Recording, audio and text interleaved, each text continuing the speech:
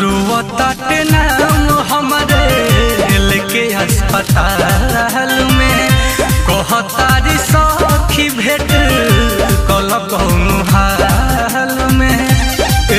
सुनता तनी हमरा जान के खबर पहुंचा दो, बड़ी दर्द बा। रोवताटे नाम हमार लेके अस्पताल में कहतारी सखी भेट कल कौनो हाल में। कइले देहिया कह सन हस बाए रह जाऊ नैहर के यारवा सीरियस बाए रह जाऊ नैहर के यारवा सीरियस बाए रह जाऊ।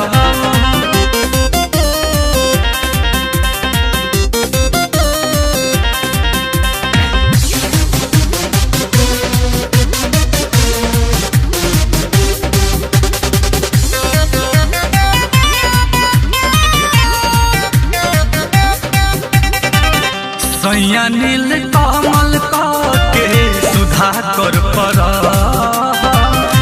एको बेर मिला दी फिर से कुछ न कह। अरे हमर बात मानी, अंतिम मिलन में एक बार जाए।